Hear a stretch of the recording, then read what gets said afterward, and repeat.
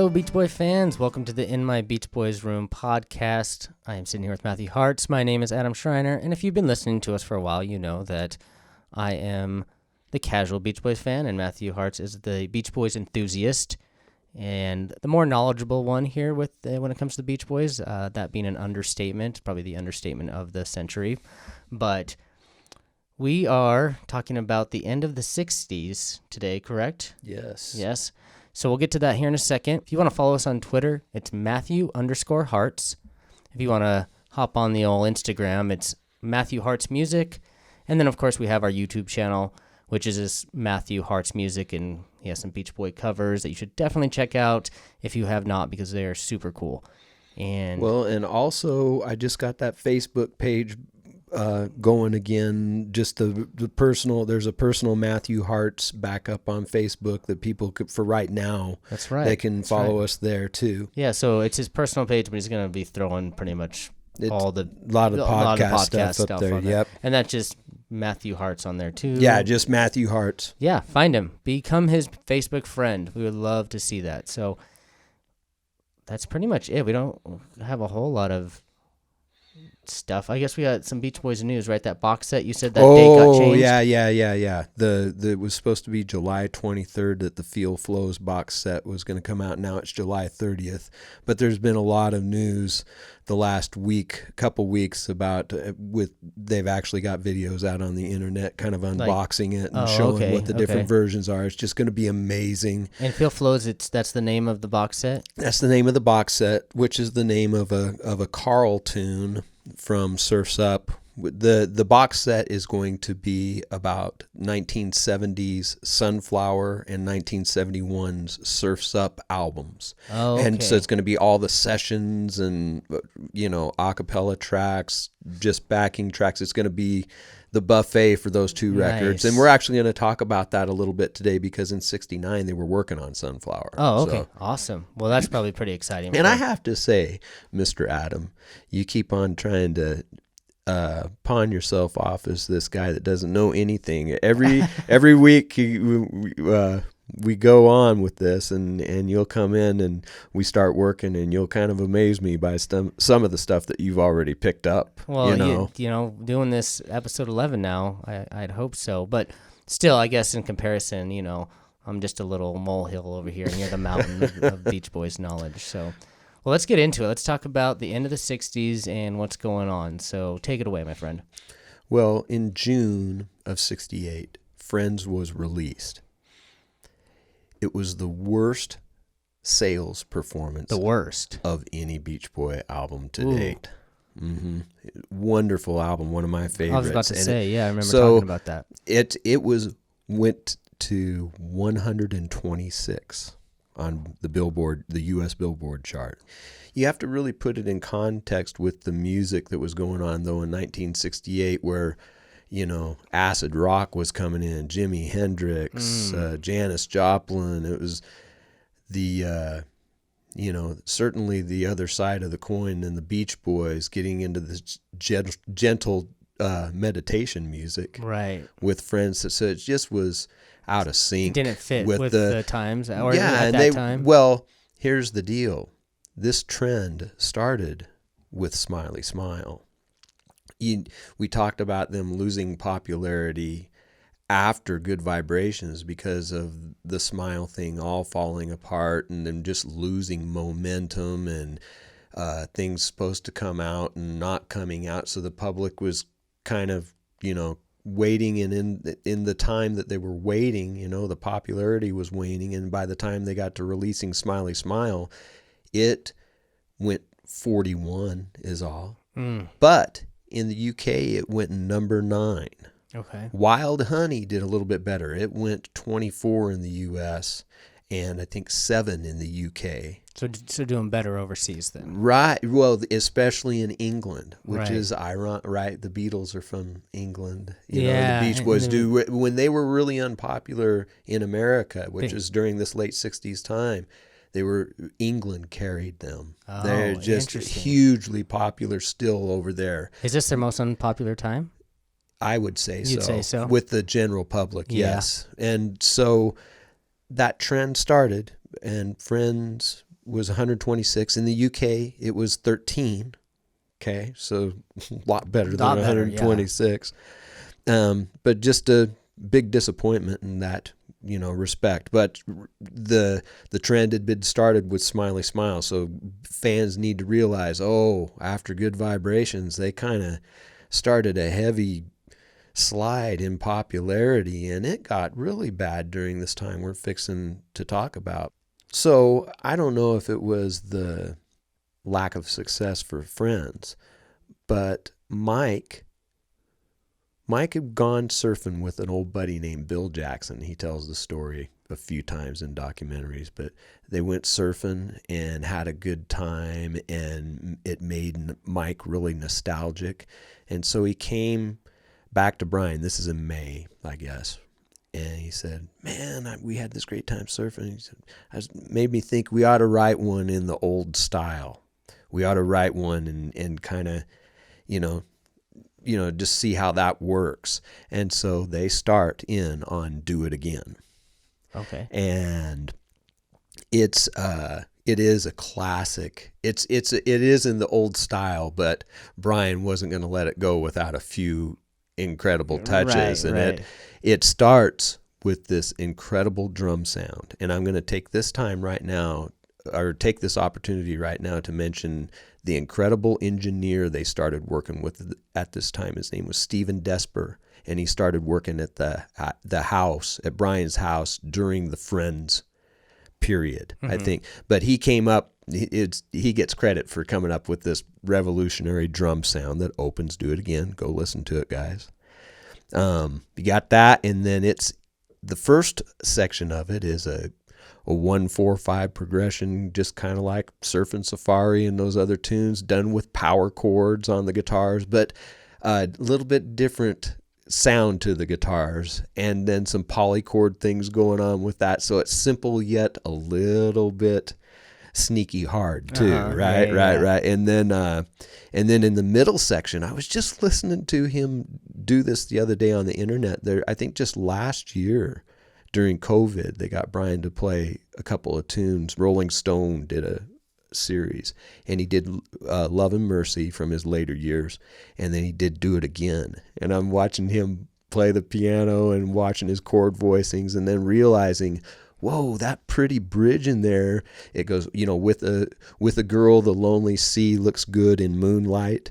Right there with that little twist on the words, which are Mike's, they kind of touch on a few of the famous old ballads like Surfer Girl and Lonely Sea and Warmth of the Sun. It's like, oh, wait a second. They're kind of not just name checking, but the music that's played at that it is really evoking of like Warmth of the Sun or something like that. Right. Wow.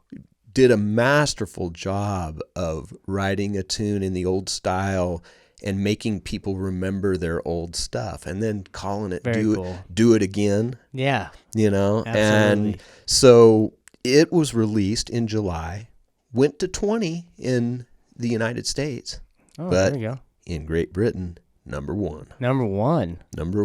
Wow. Yeah, they really were doing well. And they were doing a lot of touring over there. And rightly so. And is Brian touring with them at this time, or is he still not? He's still no. It's Carl and Dennis, Mike and Al and Bruce. Okay, yeah. And so that way I don't have to. This way I don't have to ask this question again. Does he tour with them again later on? Brian? Yeah. Yes. Okay. And there's some famous shows. I actually forgot to mention one when we were talking about. In Smiley Smile, we were talking about Leyden, Hawaii, and I said they got Brian to do that show and flew his organ over and everything. That's right, yeah, you did mention But that. actually, there's some other... Once in 65, he went with them to Chicago to do some shows that were recorded, so it's not like he never did. And he did... Also, the TV shows that they appeared on, usually Brian would be appearing with them, at least in 65 and 66 and stuff like that. But at this point, in 68... Oh, he's not with them. No. Okay. He is from the end of 64 until 1975, basically 76. He's not a member of the touring band at all. Gotcha. If he ever performs, it's just on a spot deal. Gotcha. Right? Okay. We talked about went to number one in the UK when the Beach Boys did their 50th anniversary reunion tour. They were opening with "Do It Again," and it just like "Darlin'," big part of their concerts from that point on. Just a big tune for them. Not a big hit in America, but still a real recognizable tune that most people, I think, would think that it's from the Beach Boys' early period. Sure. Because of the feel of it. So, at around this same time, in May, the sessions for the 2020 album start, and they're carried out at Brian's house, but a few other studios too. At least three other studios that I can think of, including the Capitol Studios in Hollywood, and they'll last from May through the end of the year. Okay, we'll get to that again later. So this is still 68. While that's going on, Stack of Tracks. It was released in August of 68, and here we have another Beach Boy first. I used to think Brian didn't have too much to do with this idea until I heard an interview from 1968 and heard him talking about Stack of Tracks. No, he was actually hip to the idea, but it's another first. We talked about the Party album being being the first unplugged album, so to say. Well, Stack of Tracks is really your first karaoke album. Oh, really? Yeah, it's just the music, and it came with a songbook, and so you could just put this record on and sing to it? And you and your friends would sing to the Beach Boy records. And this hadn't been done before? No. Wow. At least on this level? No. And it was a really unorthodox idea. Sure, yeah. In 1960, so it's like, well, let's, maybe it was Capitol. I don't know whose idea it really was, but just to, And people loved it? No. It didn't chart at all. Oh, wow. No, okay. I don't think it even made a dent in anything. Oh, wow. And Stack of Tracks. And I'm sure it's still the same way, to find that the original pressing of Stack of Tracks is still one of the most valuable things, as far as it's by far the most rare album. Really? To try to pick up, especially with the booklet that comes with it and everything. So you obviously have one posted behind you there. Yeah, but I've got an admission to make to everybody. Oh, yeah? Yeah. What's that? Of every Beach Boy album that's up on the wall down here, which I have all of the official releases, this is the only one that's not an original pressing. Oh. Yeah. Maybe somebody will get me one for Christmas and this year. Is that because it's so difficult to get a hold of? No, I've wanted to get one forever, but I'll tell you what, about 20 years ago to get one, it was a lot more than it is now.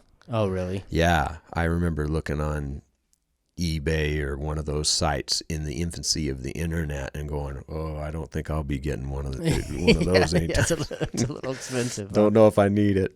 And I didn't hear Stack of Tracks early. I heard it when it was reissued in the early 90s, and I was in college. And when I was thinking about this episode, I remembered, I had never really heard much of the Beach Boys music without the vocals and have all the music exposed like that. And me being a musician, it was really cool. Even on songs like Little Honda, which are simple instrumentation, it's just like to hear it without the vocals, because the vocals really dominate Beach Boy records. Absolutely. And so to hear a lot of the subtleties of the music was just fantastic. And I've already made mention, especially of Wouldn't It Be Nice to hear, oh my gosh, the intro's in the bridge also, you can hear everything's.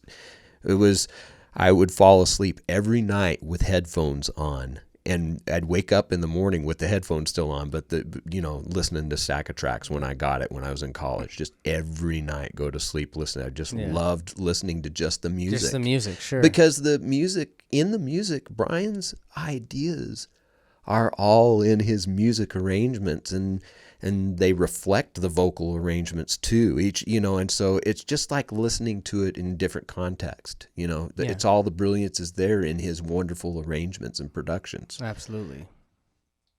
Also during this time, because they were so popular in England, I said they were doing a lot of work or doing a lot of touring over there. I need to see, I think they at least did a couple of tours in 68 over there. But in early December, I think, they did a show in London that became what we know as the Live in London album.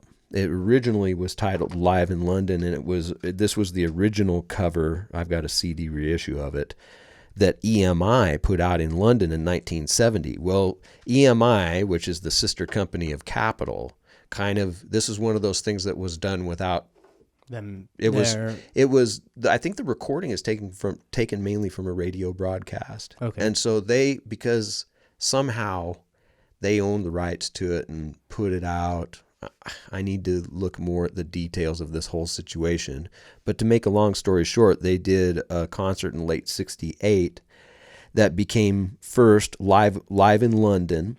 And so that's a CD, but is that what the album artwork looked like too? Yes. This is what the EMI version. So for our listeners, you got like a shot of them looks like on stage, and then it's just and it's funny. It's a little bit later than it's probably from 1970, and then a little thing of Pet Sounds on the side. Yeah, like the top part of just their right faces. Now here.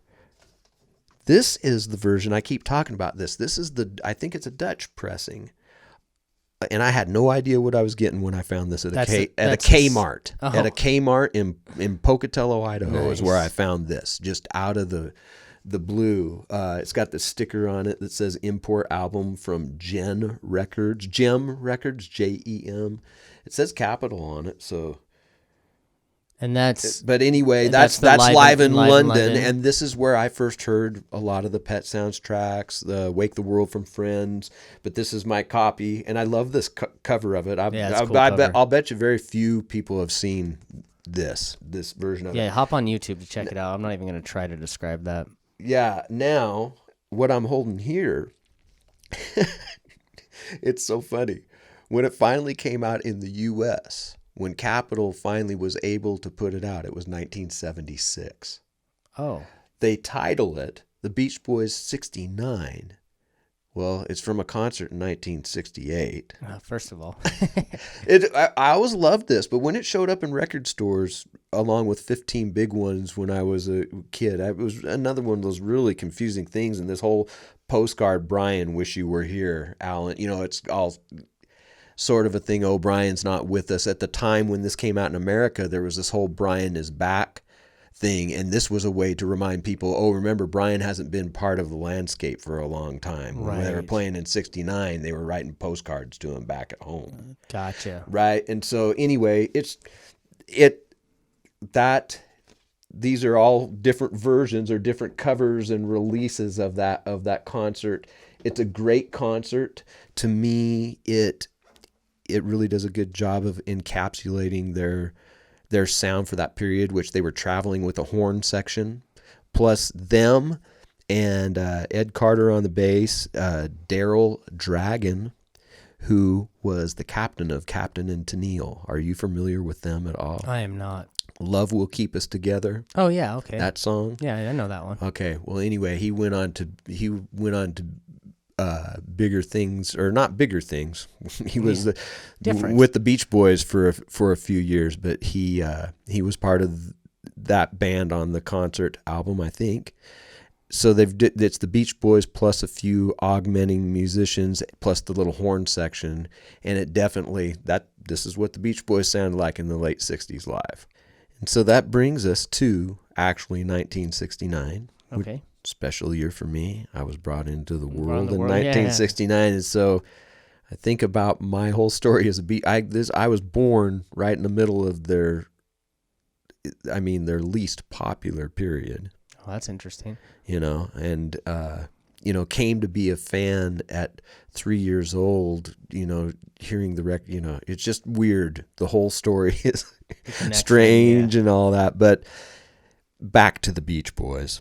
2020 is released in early 69, February, I think. Okay. And so I want to go ahead and talk about the tunes a little bit here. Do It Again, we're not going to talk about again, but it kicks off the record. Okay. And it's cool.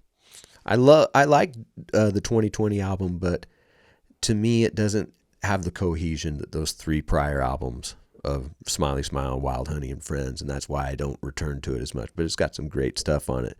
Right after Do It Again, I Can Hear Music.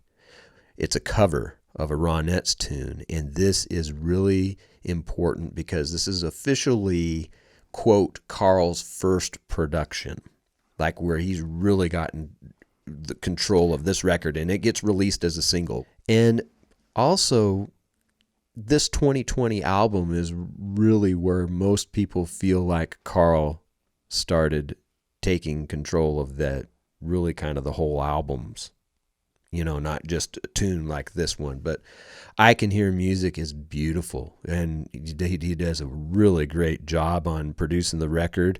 Brian plays piano on the record, at least he says so in one of his autobiographies. But this is one of the first records where Brian is not singing. Oh. At all? On the studio version. Nope. Oh, wow. Yeah. So I find that fairly interesting. Yeah. Rounding out side 1, there's a couple of really cool Dennis tunes. Again, he had a couple on Friends. There's Be With Me and All I Want to Do. Bruce brought Bluebirds Over the Mountain. That was also a single. We'll talk about that again in a second. And then he did an instrumental called Nearest Faraway Place, which Brian really liked. That's the end of side 1. Side 2 starts with the first version of Cotton Fields that they did, and this is the Brian production. Al still gets credit for the idea, but this is an old Ledbetter tune that's an old folk tune that's been around for a long time, and this is Brian's pass at it that he did during these 2020 sessions. They got to it again after this. Al decided he wanted to redo it. That's why I'm saying this is Brian's first version of it. Oh, I see. It's a smaller version. It's got a banjo featured in it. I really like it. It's a cool tune, and I think it's a good way for it to start that side 2. But right after that is 2 more waltzes from Brian Wilson. Yeah, because that's what he started doing at this point, right? Yeah. And they are beautiful. I Went to Sleep was actually recorded, I think, during the end of the Friends sessions and didn't get put on that, but it really feels like Friends. Mm-hmm. And it is one of my favorite tunes. Love it. Then after that is Time to Get Alone, which we talked about was one of the Redwood tunes. We're working on with Darlin'. Yep. Okay, so here it finally shows up as sure. a Beach Boy tune, and people love this tune. And it's one of the favorite of the late 60s periods. Both of these tunes are just fantastic.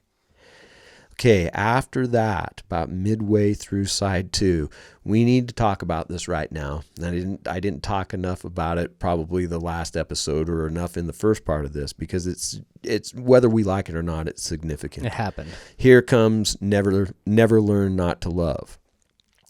Okay, it was the B-side of Bluebirds Over the Mountain. A few months, I don't know what month it was, but it was before the 2020 album came out, I think. They released the single. The single didn't do too well, I think 60-something in America. Mm-hmm. But the flip side was Never Learn Not to Love, which, if you're a Beach Boy fan, you probably already know this. This is a tune, he doesn't get credit for it, but it was written by Charles Manson. Oh. Yeah. The Charles Manson. Yeah. And it started life as a song called Cease to Exist. Dennis opens with a line called Cease to Resist or something like that. So but a lot of the lyrics are even Charles Manson.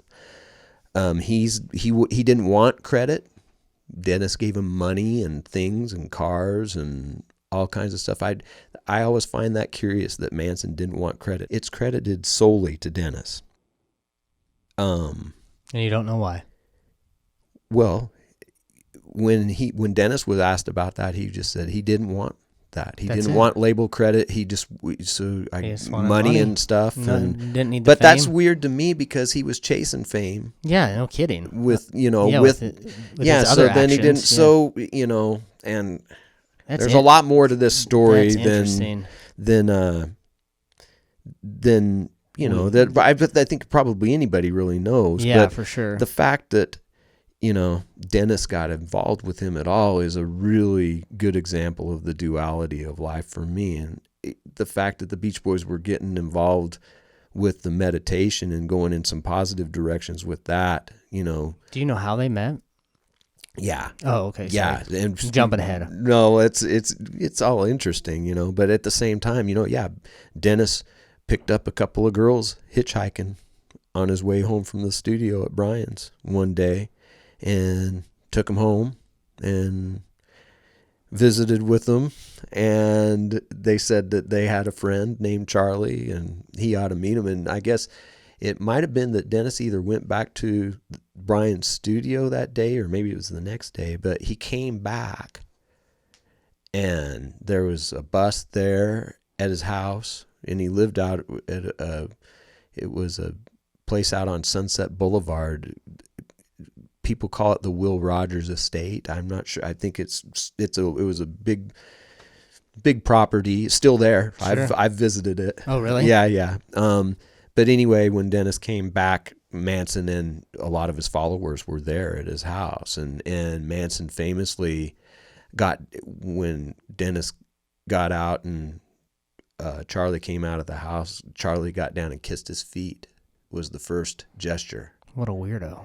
Yeah. Well, so the whole thing is just crazy, yeah. And then you think about Charles Manson was in Brian's house. He was in the studio. His followers were there. Brian and Carl, and they were helping to produce some record. Manson had some tunes, and he was a singer-songwriter. Just played a little bit of guitar. And Dennis was trying to get him some attention and was talking to a friend of his, Terry Melcher, and Greg Jacobson about trying to help get this thing going. And, the scary thing about that is that Terry Melcher had moved out of the house where Sharon Tate and the people who got murdered were at, but everybody always thinks it was either meant for Melcher or it was a message. Wow. the first murders. Jeez. And just to think Creepy. that they, Dennis let him move in with him, and they wrecked a bunch of his cars. They just all kinds of crazy stuff that I hate to focus on. But because you got to mention, I mean, it's part of the story, and it's just weird also in this time, that they're still not, they're not very popular right now in general. They're and not. This, yeah, got to and deal with this too. Dennis was out before any of the bad stuff happened. He knew something, he actually moved out of his own house and then had the Beach Boys management kick them out of his place because he was scared. He had gotten scared. Yeah. He knew stuff, and it's a lot longer story than that, but all of the Beach Boys and their families were terrified after those things happened because they didn't know if they were going to be next. They were all basically went into hiding at different people's places. And I read in a book not too long ago that Brian and Marilyn both had the LA sheriff's number written in Sharpie on their arms. In case. Yeah. Wow. Yeah. That's how serious and that's how scared. That's scary. I mean, obviously, if you talk you're about affiliated with that guy. We're going to talk here in a little bit about 1969 being kind of an ending and a new beginning. Okay. And hey, I was born right at this point. Yeah, what do you know? Look how that lines up. That's Dennis's involvement with him truly marked him and haunted him for the rest of his life. Yeah, that's too bad. And how bad Dennis got with his addictions and everything in the last part of his life, I think can be attributed to the pain and probably guilt that he probably carried for being associated with those people and what they did. Yeah. And it's just a sad deal. Yeah, that's really sad deal. It So really is. We'll leave that there. Had to mention it, but yeah, we'll leave it where it is.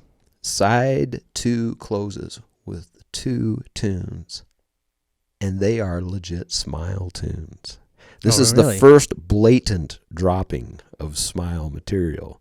They were both sweetened a little bit, so they went in and worked at the This is some of the stuff they went into the Capitol Studios and took the original Smile tapes of these tunes and went in and did some sweetening on the vocals and stuff like that, but didn't do too much. These were actual Smile tunes, and boy, the critics noticed. They're really different tunes. I better say what tunes they are, huh? Yeah, I'd like Our to know. Prayer and Cabanescence. Okay. Um, Now, when you say legitimate Smile tunes, are these also on Smile?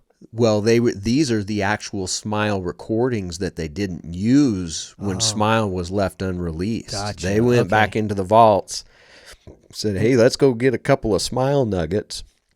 And I think that, again, we talked about, they probably knew pretty early that they could use this legend to their advantage. Sure, yeah. And so this is the first blatant dropping of actual Smile stuff onto a record. Got it. And it wasn't changed. It's pretty much unchanged, just a little bit of sweetening done on it. Our Prayer was meant to be like the spiritual invocation to Smile, and it's a wordless piece that just sounds like a medieval choir. It's cool. very, very, very cool. People, musicians especially, take a listen to Our Prayer by the Beach Boys, and it's just magical. It was supposed to open Smile as a prayer. And then Cabanescence, when I was reading books when I was about 10 and was referencing the Smile material, and it said there were some titles called Home on the Range and Who Ran the Iron Horse and Have You Seen the Grand Coulee Dam? And then when I heard Cabanescence, I made the connection, wow, this must be, it's all three of those songs are Cabanescence, and they were always meant to be Cabanescence, but it's more of this confusion of Smile. For years, we thought, oh, maybe those were all supposed to be separate Smile tunes. And no, Brian always intended for Cabanescence, to be these three tunes together. So there's a section they call the Home on the Range section that sounds like a little cabin in the woods. And then there's Who Ran the Iron Horse, which sounds like a locomotive. It's about trains and how they went across the country. And then Have You Seen the Grand Coulee Dam is about mainly the Chinese laborers that built the Grand Coulee Dam. Okay. And so it's a really interesting piece. That ends 2020. And so they got a little bit of press out of that. And 2020 did better. I'm not quite sure exactly what it did. Pretty good on the charts. Well, and I always like to ask about album titles. Is there any significance to this 2020? I think it might have had to do with, it might have been the 20th album from Capitol. Oh. Think about that in 10 years. I think. Okay. I think that might be one of the things. And I don't know. I just, the forward thinking of the Beach Boys and then what 2020 ended up being for the world. Just something, just. Right. So 2020 did do a little bit better. Especially, a lot better than Friends did. I need to check the actual numbers. But gave them a little bit of momentum. And they also started about mid-year in 69, or maybe a little bit, probably early 69, working on the material that would become the Sunflower album, which we already referenced. That Feel Flows box set is going to be a lot of stuff from there. It'll be the stuff from 69 to 71, basically. And I do always think Sunflower is one of my favorite records. And when I finally made the connection that I was born right around the time they were working on that, I felt cool about that because Sunflower really represents a new beginning for the Beach Boys too. In June, I want to make mention of the fact that they played Czechoslovakia. And they did a bunch of places in Eastern Europe, but the significance of it is the Soviets had just occupied all those Eastern Bloc countries. I mean, really recently had moved in and started really imposing a heavy hand. Mm-hmm. And in the middle of that, the Beach Boys come in and do a concert, and it was really, it represented a breath of freedom to those people in Czechoslovakia, because they were feeling oppressed in the weight of this whole situation. And it was a really impactful concert, not only to those people, but all of the Beach Boys. When I hear them talk about this concert, I think it was in Prague, it really impacted all of them to be in that situation. It was really wild. They had also been working on, about this time, a new single called Breakaway. Okay. They played it at that concert. I don't know if it had been released yet, but they dedicated it to whoever the leader was that was representing the people, or the good side, right? Right. And it was a cool title for that, but people have also thought that Breakaway might be hinting at the fact that this is where they end their relationship with Capitol Records. Oh. Done. Which had been a contentious and varied relationship Sure. for that decade, that for is sure. something I have definitely learned. Yeah, and Breakaway, really interesting part of this is it was co-written by Reggie Dunbar, wrote it with Brian Wilson. Well, Reggie Dunbar is Murray Wilson. Oh. Yeah, so this is way after he's been fired, way after all this stuff. And as a matter of fact, I forgot to say on the Friends episode, Murray Wilson is doing some singing on the Friends album. Oh, interesting. Yeah. Fun fact. Yeah, but he got with Brian, people say, on the heels of kind of the bad sales performance of Friends, and wanted to see if he could help inspire Brian. And it's a great tune. Another example of good Murray Wilson work.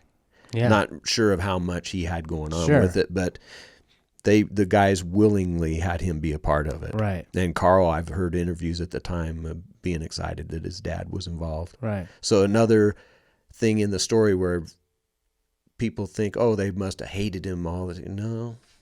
No, even after they fired him, he was still around, and they were including him, right. And doing that stuff. The new record company was Warner Brothers, actually a subsidiary under Warner Brothers called Reprise Records.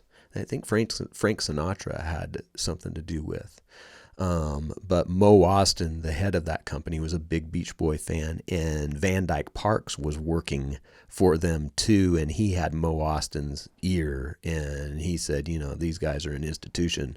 I know they're not popular right now, but you have to sign these guys, Mo. They're going to be, and so, that's a pretty cool thing that Van Dyke was working at and got them their start at Warner Brothers. But the biggest thing that happened in 1969, and it's a sad thing, but it represents kind of the end of that era, is in November, Murray, since I think 65, had gotten complete control of the publishing.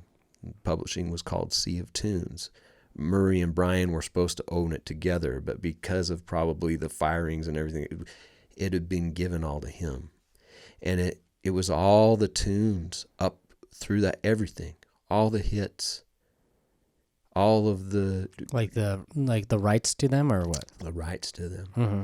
He sold them to Irving Almo, which is a publishing company.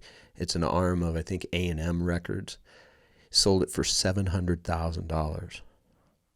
Wow. Everything? Everything. And that catalog, I know in the early 2000s, they were saying it was worth close to $30 million. When he sold it for $700,000? He sold it for, no, not when he, later. Later. Got he it. sold it for $700,000 in 1969. Well, he reportedly forged Brian's signature on it. Oh. And then went and told Brian about it. And Brian was in bad shape, not really in a place to defend himself or fight for himself, and wanted to hide anyway, he wasn't good at confronting anything. I bet he just let it happen. Uh-huh. But it destroyed him.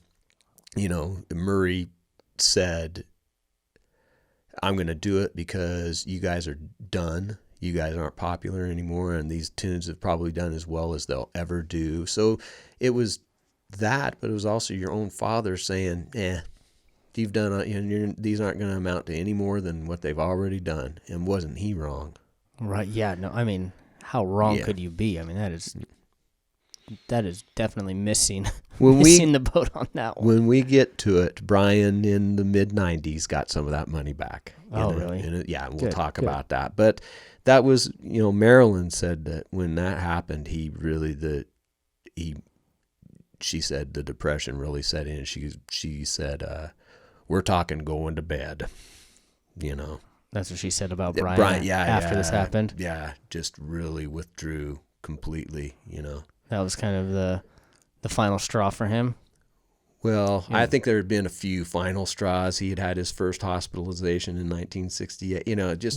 But this was those songs were his babies. Right. And, that was just it. I can't imagine what it did to him then. Yeah, that's unfortunate. But, hey, the story doesn't end like that. No, with those yeah. tunes or even the Beach Boys. Just As ends a this matter of decade. fact, with 1970 and Sunflower, and I am so excited about that box set. I can't tell you. I'm going to listen to everything that day. Yeah, well, and we'll have to do like an unboxing episode or something with that, and just let everyone know spoilers are coming when we do that. But I want to thank everybody for listening to us. yeah, absolutely. Our listeners keep growing, and thank you so much for going on this journey with us. And if you want to support further than just listening, we have our Patreon page, In My Beach Boys Room, and you can learn Beach Boys tunes from Matthew, or just throw a couple bucks in and get an extra podcast a month. And so that'll do it for this episode. Yes. Okay. All right. Well, thank you very much for listening, as always, and we will see you next week.